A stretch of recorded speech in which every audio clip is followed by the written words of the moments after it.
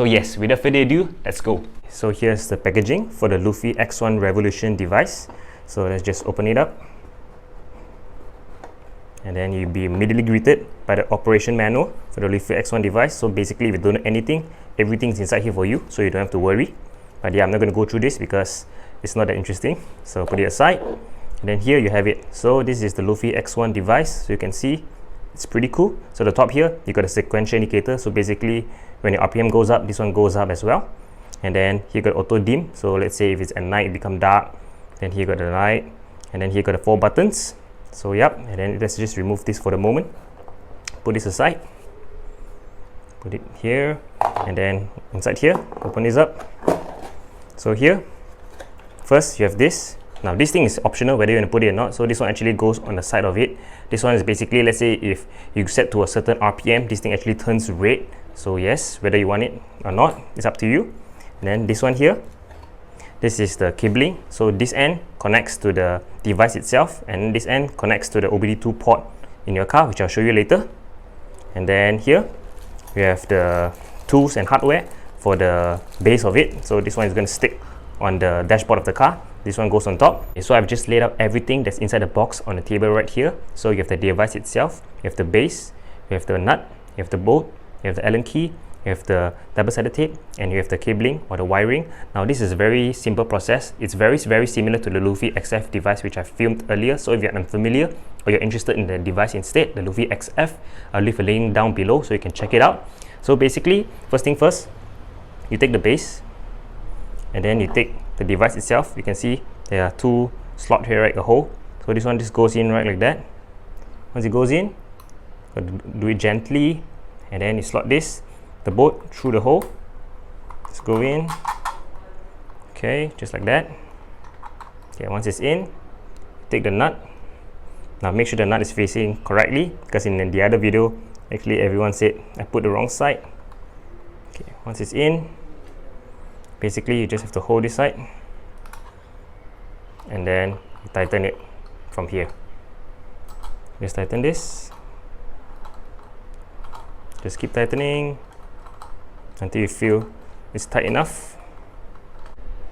Okay, now it's tight enough. Take it out. So there you have it. So this is how you're going to sit in the car. So this basically sticks behind like that. Okay, now let's head towards the car, shall we? Let's go. Now to install this device into your car, so all you got to do is you got to take this cable right here. So this end, you go into the OBD2 port. So the OBD2 port, it depends, it's different from different cars. So you have to look at the user manual and see where's the port. So for mine, the Toyota Vios, it's actually down here. So yep, you just got to take this, stick it right inside, just like that, and then you're in. And then now you take this end and just connect to the back of the device right here. So you just clip it in just like that. Oops, wrong side. Just like that, and that's it. You hear that beep, means it's connected. Nice. Okay, to start this device, you actually have to turn the car on. So foot on the brake. Let me just start the car.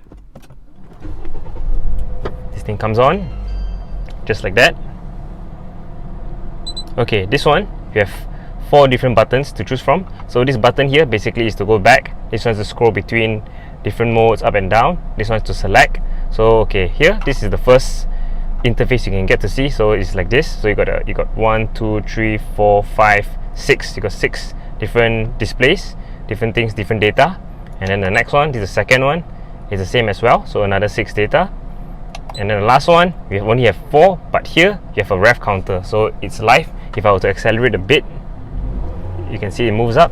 Even the RPM indicator also goes up as well. That's very nice. Okay, so now let's go to the menu. So here you can see the system setup.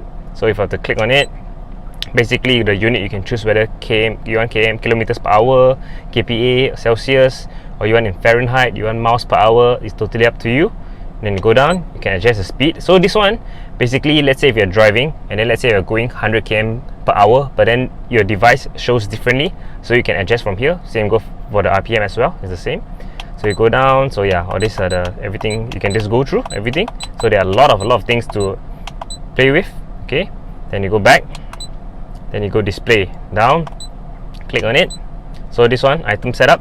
So basically you can choose whatever you want to display. So let's say if I don't want to display speed, I click on it. You can just change, you want RPM, oil pressure, fuel pressure. Actually way over like 30 different data you can display, but bear in mind that this actually depends on the car you are using. So let's say if you're using a Honda, it has CVT temperature, but then some of them don't have. So not everything you get to see on this one, so it depends heavily on the vehicle itself. So okay, now let's go back. Okay, now go back to the manual. Go down. Next will be the sequential LED. So you click on it, you can see. So first one, you can choose the mode, whether you want shift. So whenever you shift different gear, this one goes up. And the next one will be the pattern, whether you want it to go up and down, or you can choose for it to go towards the middle from both sides and then come back down. Okay, I personally prefer this. And then you go down. This one is step. Basically for each ball, it's around 500 RPM. So let's say if you're idling at 1000 RPM, so basically 2 balls light up, but currently not because it's not on, because I'm in the settings. So this one, multicolor, whether you want starting will be green, then orange, and then red, or you want just individual color, like the whole thing green, blue, or red. So yeah, so you can personalize it yourself. And then the next one will be warning. So you click on it. So this one, it basically tells you, let's say if you reach the certain threshold you set, let's say the RPM reach 6000, you actually beep telling you that you already exceeded. So the importance of this is usually to the voltage. So let's say the voltage now is 11. So if you normally the cars will be around 14 or 13.5 around there. So let's say if the battery is dying or the alternator is not working, so what happens is the voltage actually drops below. Now let's say it's at 11. So if it drops below 11, it warns you, telling you that the battery it's going to die. So it lets you to replace it before anything happens. That's a very cool thing. Same goes for water temperature, oil temperature, turbo intake, manifold pressure, all this. So all this you set a certain level. If let's say you pass it, then you know that something is not right. So yeah, this is the good thing about this device. Then go back. Next you have time attack. Now this is pretty interesting thing. So you click on it. So basically you can test your 0 to 100 km speed, or 0 to 200 km per hour, or 0 to 400 meters. So yeah, this one you can test on, so see how fast your car is.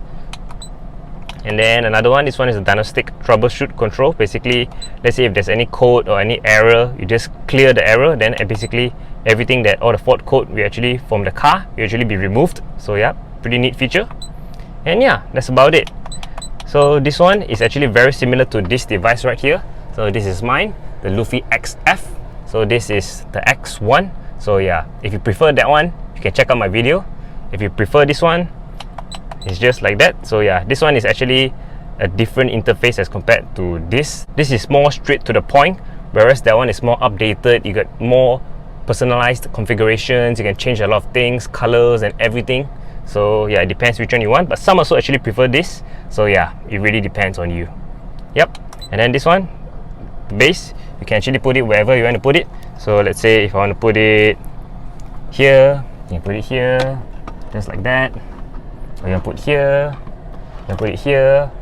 For my case, I actually put it there, but that's a bit troublesome because I basically have to open the infotainment screen, everything. Then after that, I stick the wire in, go inside, and comes out like that. So yeah, most people put it on the right side because it's easier. You can just go the wiring, you can just loop here towards this part. So yeah, I think that's about it for this device. So yeah, very nice device. It shows you everything you need to know about your car. This is very useful because a lot of cars like mine, you see, it doesn't show much info. And the bad thing of this is, let's say if suddenly your temperature, water temperature heat up, it only shows you red, but then by then it's already too late. So with this, you get to monitor. So just before it becomes too hot, you know that it's going to overheat. So you can go to a nearby workshop and fix it before it happens. So yeah, this is a good thing about this device. And yeah, that's about it. And that's it for the video, guys. Hope you guys enjoyed. Hope you guys have a better understanding on the Lufi-x1 device itself as compared to the XF device. Now both are actually pretty similar. The only thing difference is the user interface and the overall design of itself. So depending which one you prefer. Now if you're interested in purchasing any of these two devices, whether it's the Lufi-x1 or the Lufi-xf, I'll leave the link down below. I also leave the email address of the founder itself. So if any question, you can just email the person and he'll definitely have the answer for it because he's the founder, so I'm pretty sure he knows everything. So yes, with that said, please remember to like, subscribe and share with your friends. And I think that's about it. I shall catch you guys next time. Bye.